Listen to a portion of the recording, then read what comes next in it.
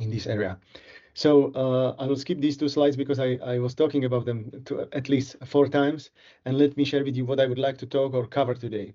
So we will be covering a topic of visual testing. And I would like to start with traditional visual testing, explain what it does or why we are even considering this type of approach.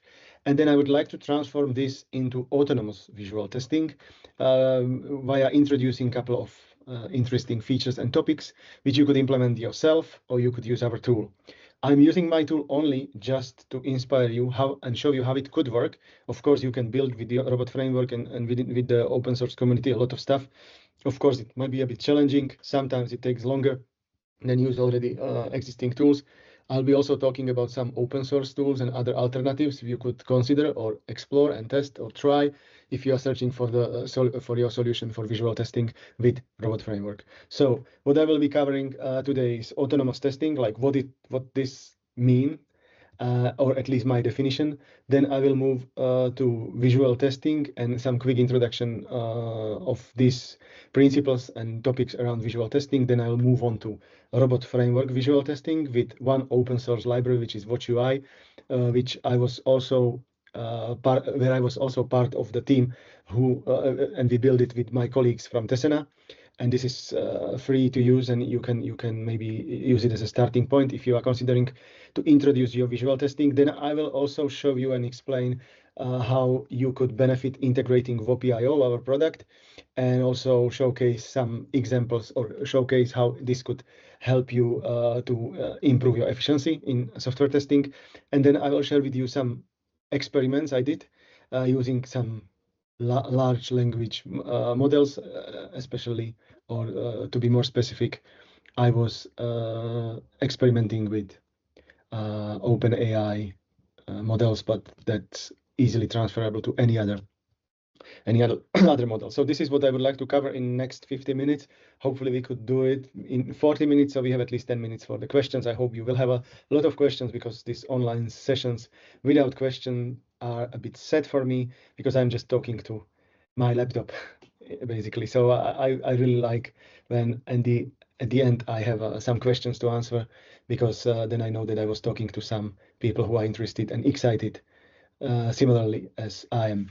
So let's start with the first topic or first item on my list, and that's autonomous testing. I'm presenting about autonomous testing maybe last 2, 3, maybe even 4 years, and I'm just trying to make it as short as possible. So today I prepared just maybe 2 or 3 slides instead of the entire presentation. If you're interested, maybe you could find some talks about autonomous testing I delivered on YouTube, or just reach me out via LinkedIn and I can share some links with you. But in short, autonomous testing by the definition is testing without humans. And this is one I saw. And another one is autonomous testing is testing which is powered by AI or augmented by AI. If you dig into more details, you might find out that this might be interesting, but sometimes stupid idea. I more believe that autonomous testing or any AI-driven testing is the testing where people are powered by AI and we could benefit from the tools and we could do less with clever tools and maybe get rid of some stupid tasks from the testing. I don't want to spend too much time on this topic, but I would like to tell you also that autonomous testing is not something like you have it or you don't have it. For me, autonomous testing is the journey where we are going or where we are starting according to definition as a there are 6 levels of autonomous testing, and level 0 is manual testing, and level 5 is fully autonomous testing without humans, which cannot be easily achieved, and nowadays it cannot be achieved at all. But I believe in the future we could come very close to that. And if you look on some timeline and how we developed or how we adjust and improve our approach in software testing, in the past we start with manual testing. It was a couple decades ago. And then we find out that maybe this is too tedious work to do it all manually, and all these tasks need to be repeated again and again. So we introduce automation. And nowadays, maybe a couple of years ago, someone said, okay, but there need to be some even better testing. And we are we gave the name to that autonomous testing. So for me, autonomous testing is better automation. And for me, it is the journey, or maybe not the journey, but I'm trying to find the way how this could be done better. And I will be talking about that later, but let's now move on to the second topic, because then I will try to bind all these topics or ideas to somehow together. So the second topic I would like to talk is visual testing. And if you are talking about visual testing, you might say, okay, but this is pretty old idea. And you are right. This is pretty old idea, and people are still not using it, or sometimes not using it properly. So I would like to just very quickly introduce it, and then let's move on and combine all these things together somehow. So what is the visual testing, or why we even consider using visual testing? And there might be a couple of, I would say, challenges or opportunities why we should consider visual testing. One is that we would like to increase our coverage. You know, when you automate, you usually need to write each and every assert in certain way.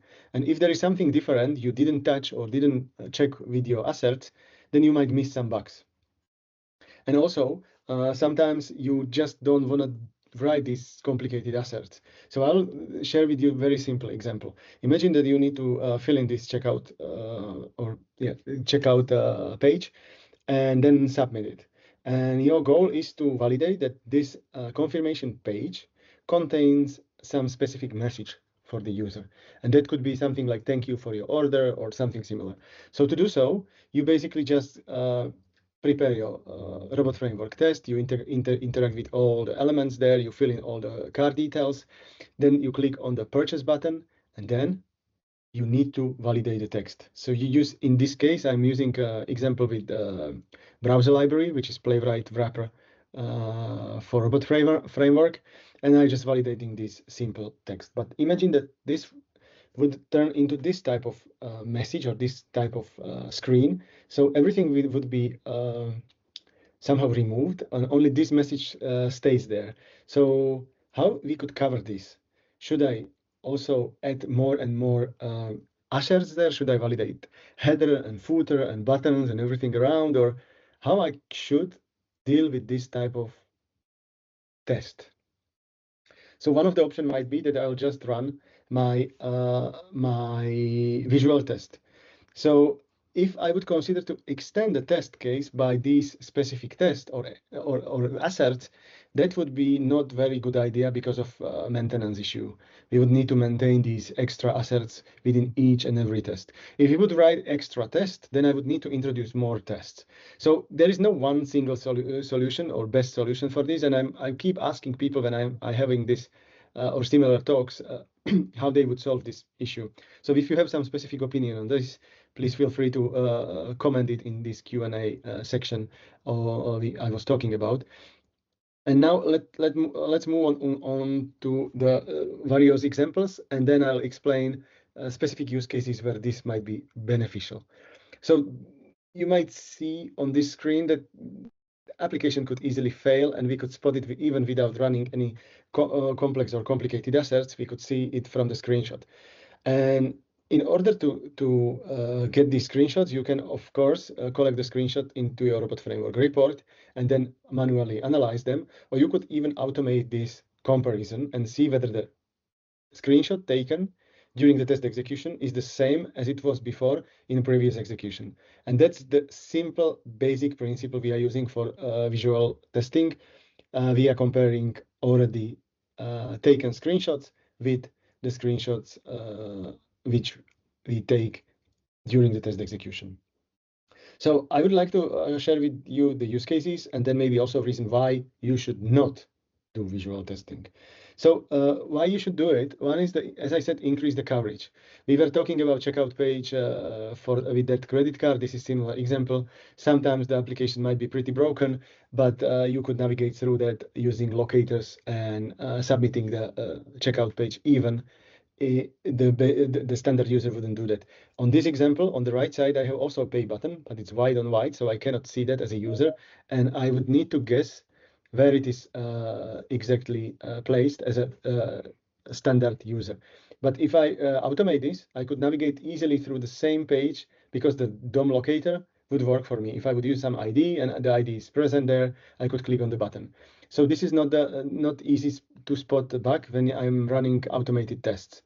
So this is one of the examples where this could be useful. Another example where the visual testing could be useful is imagine that you want to test all these validation field or all this validation on the fields.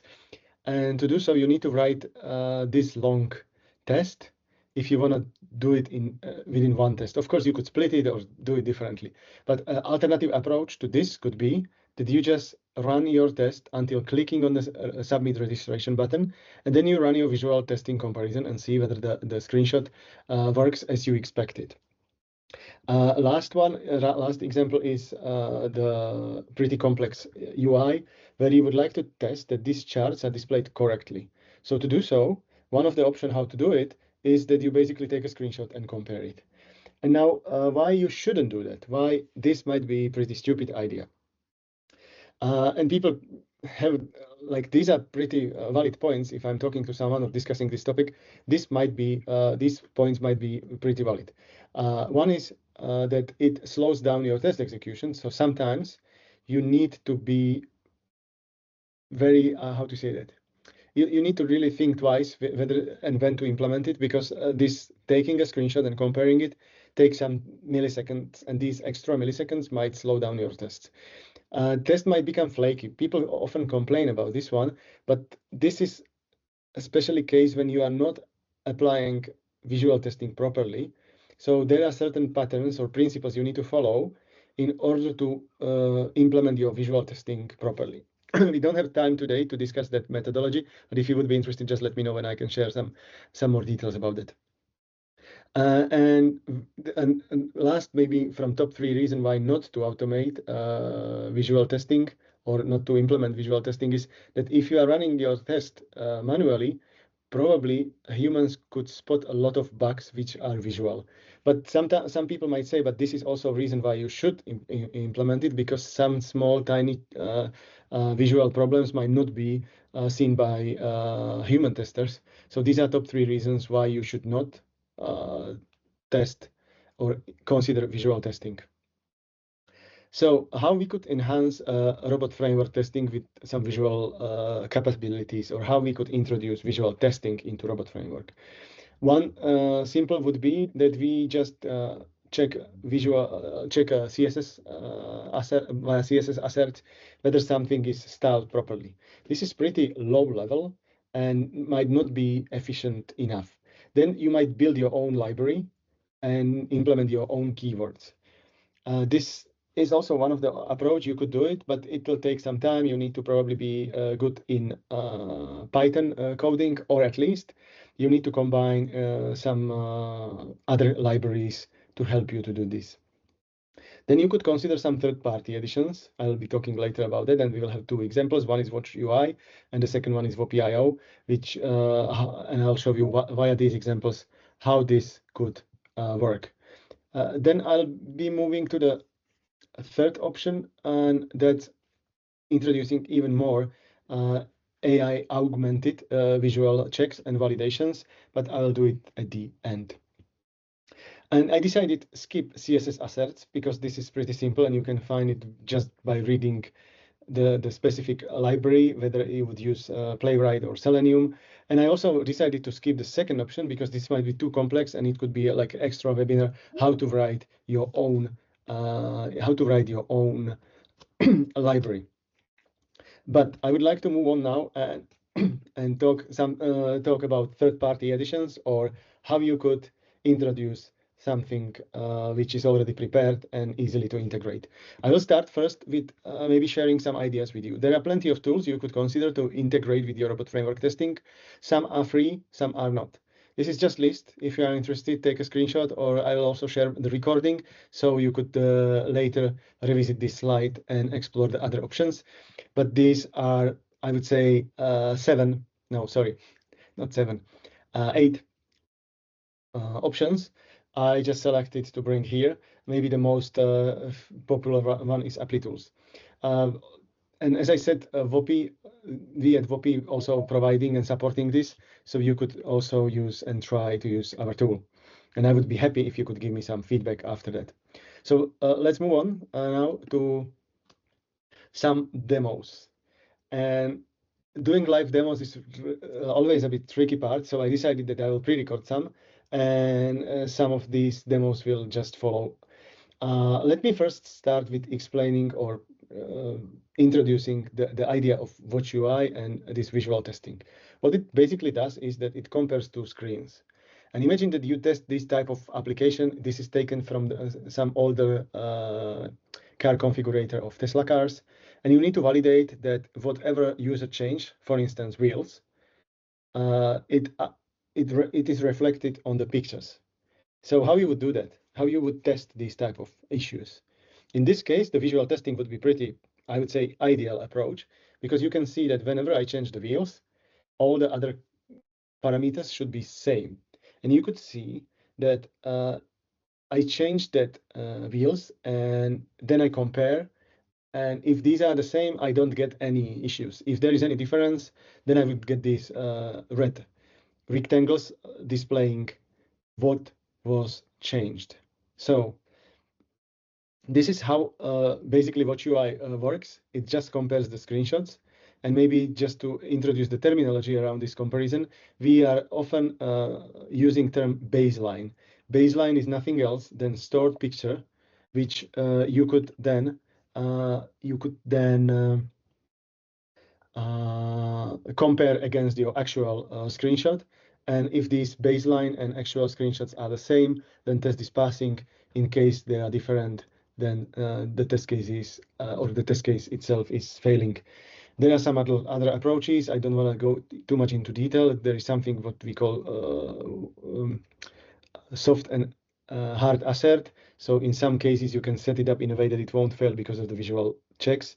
This is called soft assertion. So we will just check it and warn user that there is some issue, but not fail entire test, and test can continue. But this is maybe a bit low level detail of test or visual testing methodology, or not only visual testing, but in general automation methodology. So to introduce Watch UI, there are basically 7 keywords. So whenever you install Watch UI, you would get these 7 keywords. There are 2 keywords to create screen or area. You could call it also element or some part of screen. If you want to compare just part of the screen, then you would use this create area. And then there are 5 different screen keywords to compare images. And I will just give you one simple example to show how it works. You basically install Watch UI, then you import it as any other library, and then whenever you need to compare the screenshots or or a certain element, you just create a picture of that actual or during the actual execution and compare it with the image which is stored somewhere in the baselines. You can also set some thresholds. So you might say, okay, if there is 5% difference, I don't need to fail my test. I'm okay if there is a slight difference, but that's basically a simple example how it works. If you would be interested about Watch UI, you can go directly to Robot Framework homepage, and in the list of libraries, you might find the Watch UI. I'm not any more active with Watch UI library development team, but I'm still big supporter of the library. So if you like it, please give a star on GitHub to the library, so it'll grow on the Robot Framework website. Let me now maybe tell you something more about what else it could test. I was talking about websites, but Watch UI could also help you to test also mobile apps or even desktop applications. And in some cases, we were also using it to test contracts like PDF files. If you need to compare some PDF files, and this might be super sensitive especially for the legal and marketing departments in your team, then we were able to test specific contracts and templates of these contracts generated in PDF. So that's the way, or that's the option you have with Watch UI as well. And not only like visually, but there was feature, I don't know whether the guys are still maintaining it, that could parse your PDF and validate also the text content using some AI library under the hood. So this is Wopee.io, and let me maybe share with you why this is good idea or what's good or bad on this approach. Because as I said, I'm working on the topic of visual testing like maybe last 5 years or 4 years, and my first experience with that topic was with Wopee.io. So I know the tool, or I knew the library pretty well. So it's super simple to introduce. You just pip install and it's there.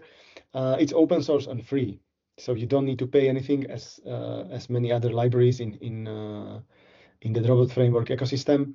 And it supports multiple UI, and not even UI, but also reports and documents and so on.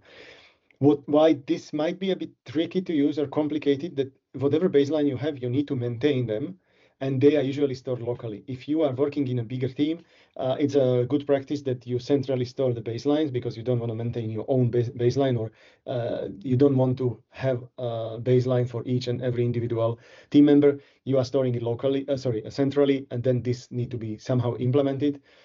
Some people using GitHub or any Git for storing pictures, but this is pretty painful to do so. So I wouldn't recommend you to do it. Then, of course, another issue with this baseline management is that you usually want to see some history of this baseline, and you want to archive them. Sometimes you need to remove it from the database or from the file system, or if you use the Git, then from the Git, and it's pretty painful. If you want to test multiple configuration, or if you want to test multiple branches, or if you need to have some other parameters, how to structure your test, this doesn't scale easily, but it could be implemented. You just need to introduce some specific logic, and then it's done. It takes some time to implement it, but you need to do it yourself. So this is basically it. I have one more that you need to touch your test cases with this. So if you are already having some regression tests and you want to start with Wopee and Wopee.io and want to see some visual comparison, you need to basically introduce and bring the comparison keywords into your existing tests, or you need to introduce new tests to visually test your application. I will show you one approach which we have in Wopee, and that's why I call it somehow a fake autonomy, that you could use your existing tests even without touching them, and you would get the result, like visual testing result. So let's move on now into maybe last item on my list, why this might be not, or why not to use it. And that's then this is basically wrapping up the previous point. So if you are working with a team, all this baseline management might be difficult. All these first three items are just implication of that. Let's move on. And I would like to share with you, and we are slightly, yeah, we have 25 more minutes, so I hope I could make it still. So let me now show you how you could use Wopee, my current baby, I would say, to support you, help you with visual testing. I will start with the very same example. It won't be Tesla cars. This will be some demo app I'm using to demo Wopee. We call it Dronjo. So if you type dronjo.wopee.io, you could get into that app. I will be playing with this one, and I'll be also using it for the further demos. So this is the example how the comparison screen look like. And you saw very simple comparison screen from the Wopee. In this case, you can see side by side baseline and current image from the last execution. This is stored in our backend, and you can see all these pictures via front end we built. You can see also what is the difference. You can zoom it in and out, and you can play with things like you can ignore some areas if you think that maybe this animated YouTube video, which is out on autoplay, don't need to be compared. You could just create a rectangle on top of it, and it is ignored, and all this data, this metadata, are stored in our database. What you could see also is what's the difference here on that bottom side, and also the status, which means that this is not same picture. The status is unresolved. What then you need to do, you just click on approve or reject based on that, whether you want to keep the old baseline and report back, or if this new baseline is actually new version of your application, you just approve, and that's it. There is no need to touch your code. You don't need to remove files from your project, because with Wopee.io you usually store your baseline in a folder in your project. In this case, you just click one button and you can go. With one of our customers, they are using it pretty heavily and testing a couple of I would say 40,000, 50,000 screenshots a month. So we saw this in a higher scale as well, and it works and scale pretty nicely. There are 30 testers using it. It's like an entire organization, there are around 30 testers and working together around this. So let's move on. We don't have too much time. I like to talk about customers and about our experience, but let's move on now to the examples I prepare about Wopee.io. So to introduce this comparison screen, what you need to do in that minimalistic version, you basically don't need to touch your test cases. So this example is just one of the I use later on my demos. You could see the URL to the app we will be using. If you wanna play with it with parallel with me, then you can do it now. How to start with visual testing with Wopee.io, it's super simple. You just need to install our package like you would do with any other external library. Then you need to set up environment file. And I don't want to dig into too much details because this is something which is now just for the example purposes, not to teach you how to work with Wopee. And then you just run our tests. And this is interesting because if you didn't hear, or I will now explain two approaches we implement. One is, let's call it autonomous, even I don't like it because that's not really autonomous, but it's really with minimal impact into your existing test cases. And then we have one which basically require to bring other keywords into your tests. And these two approaches, we call one like approach with listener. So you don't need to modify your test, and our listener just watch your test. And whenever it is needed, it takes the screenshot and compares it. And then another approach is with the library, where you need to bring other tracking keywords into your test. I will just maybe spend 1 minute more around the listener. For the listener approach, it works in a way that you decide when the screenshot should be taken. And it could be at the end of each test case, or it could be after each click, or it could be after each fill, or it could be after each click and fill, or it could be after certain keyword, and you design or define which keywords will trigger the visual comparison. So in that case, you don't need to introduce these into your test. So this is the way how it works with the listener. So you might see that we didn't change the test itself. We need to just decide that which library need to be supported. We support browser library and Selenium library as well.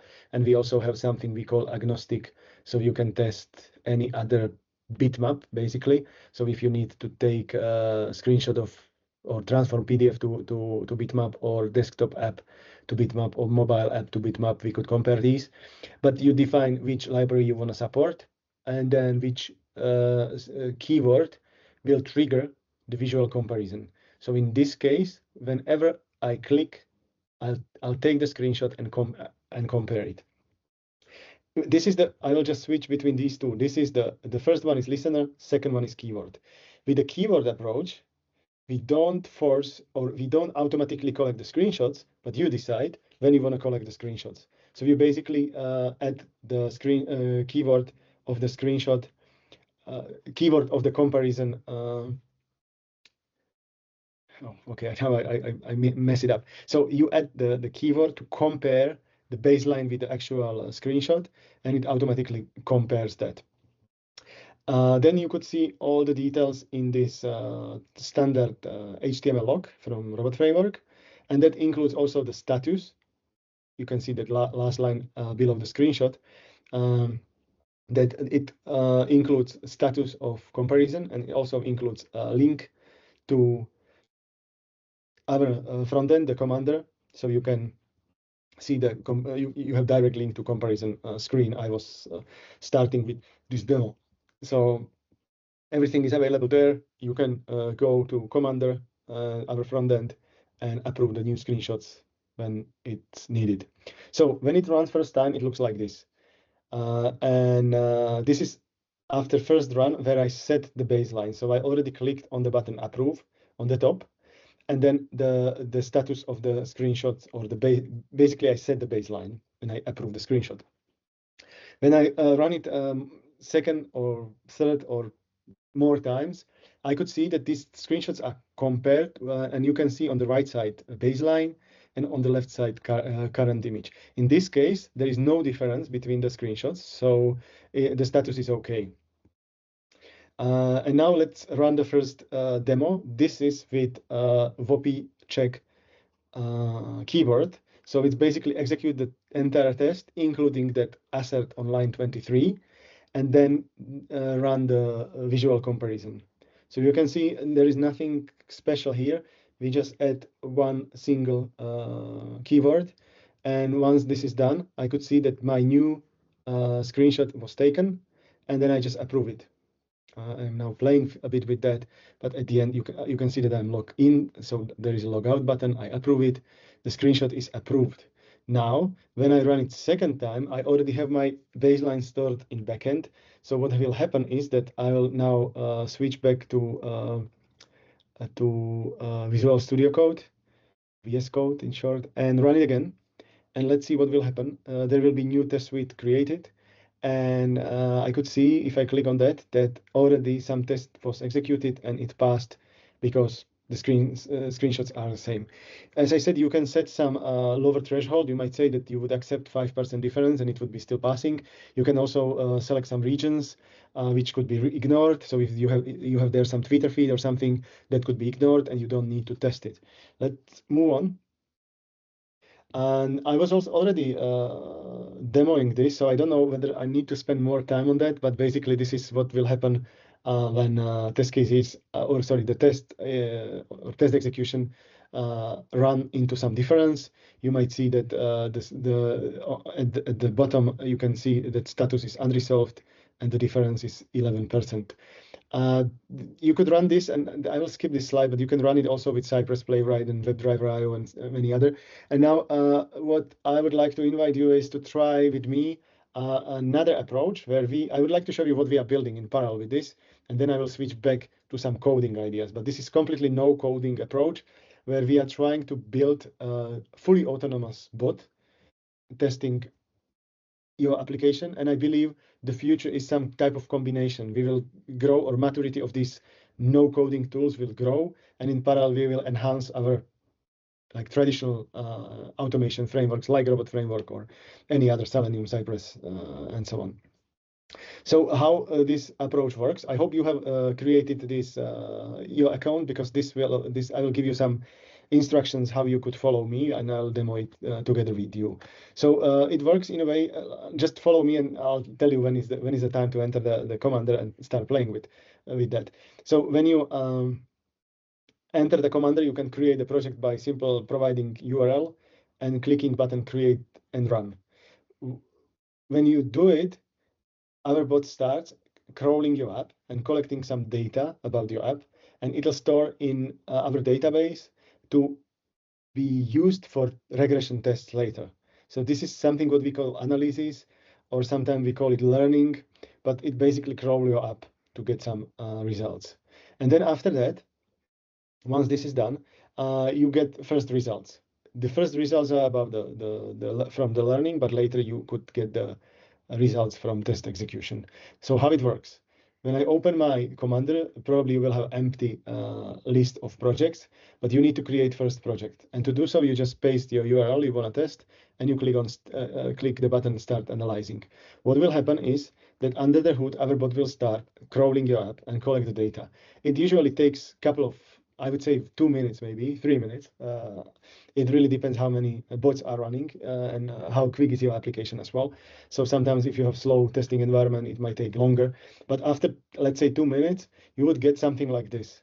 And as I said, I am using the Dronjo app for these purposes, and it generates my first, or it tries to execute 20 test cases. It depends on complexity of app. Sometimes these 20 test cases are not really 20. It's just it's less, and you might find some duplications there. And it looks like tests are passing, but this is not really the case or true. This is just analysis which is passing. It just collects the screenshots and store them and generate some test cases. So once you have this, then the next thing is that you need to run your tests, but usually it's happening after you release your new version. So after this, you need to deploy new version and then test it.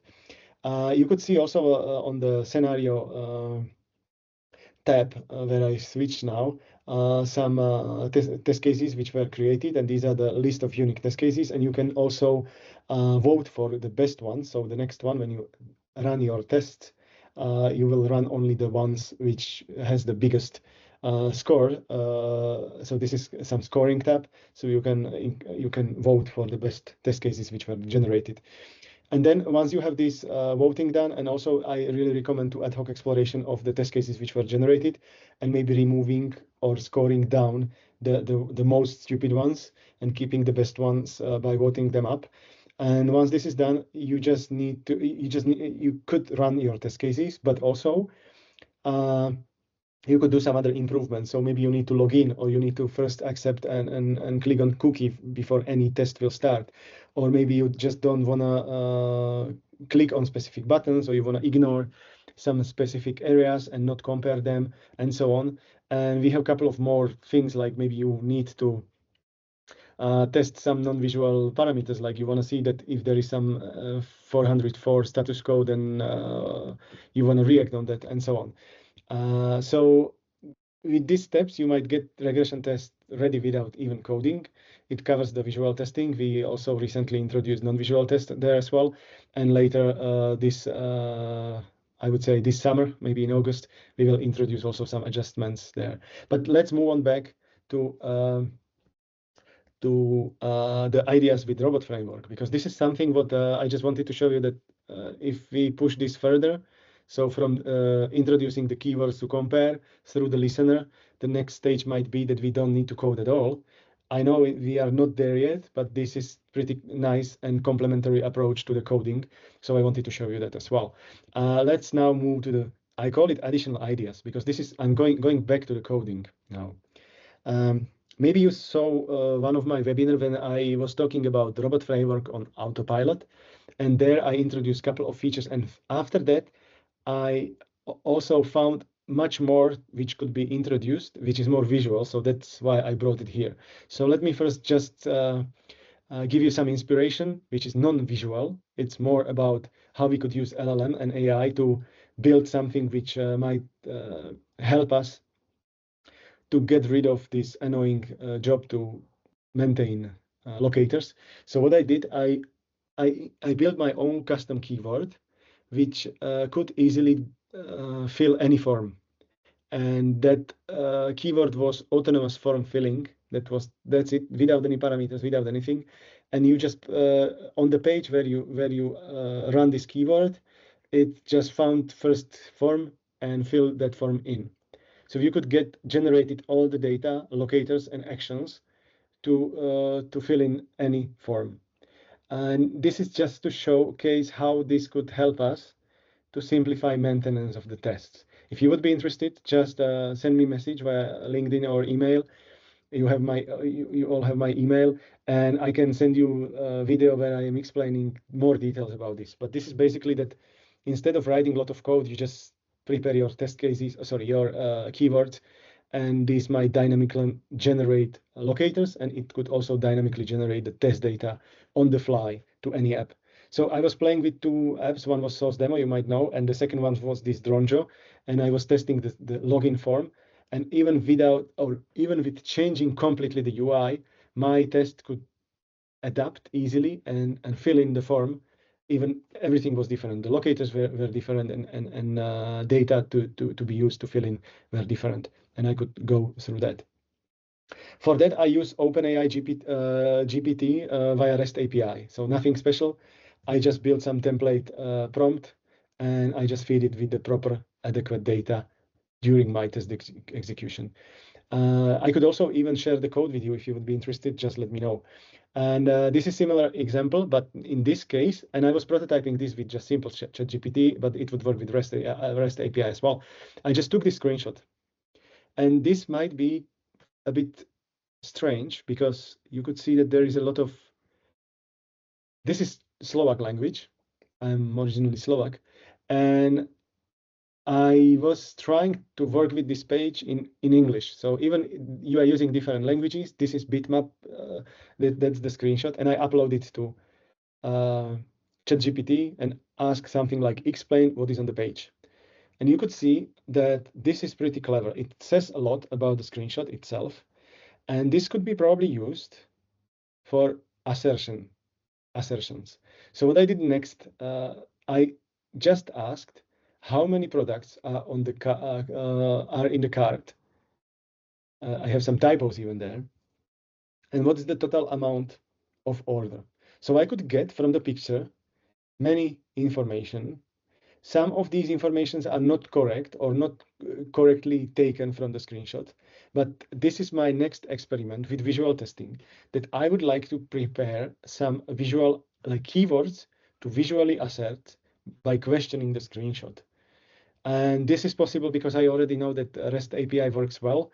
It's pretty quick and stable with the locators. And I was using, in that time, the input was HTML. In this case, this is simple bitmap. And this is the way how you could build your asserts. I'm also running something what we call BBB Copilot workshops, where you could build your own keywords and your set of, I would say a set of keywords where you could run your automatically generated BDD tests. So you basically write only your Gherkin code, and all the other, like each and every step is generated on the fly. So you don't need to write your low-level code to interact, to click on the to the website and so on. So if you would be interested, I'm running this usually during the conferences, but I could also deliver it in-house if you have some colleagues who would be interested. This is something what I could shape for you as well. Also, I would like to tell you that these are just a couple of ideas we are working on. So if you would be interested in more, you can follow us on LinkedIn or just let me know via email and we can explore the other ideas. I also would love to learn from you.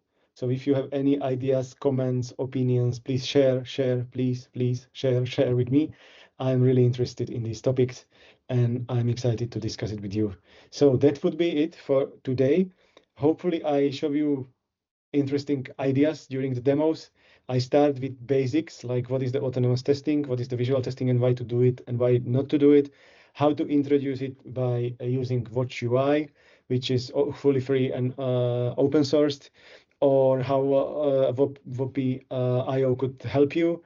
And then I end up with very real prototypes and ideas which you could use and benefit from in your test automation. Hopefully these ideas were interesting for you from the beginning until end. Maybe you saw already something before, but I would like to really thank you that you join us today. If you have any question, please feel free to post them into Q&A section. And hopefully that was useful 1 hour for you. I'm really happy that I could spend it today with you. Really, really appreciate that you came. Thank you very much and enjoy summer.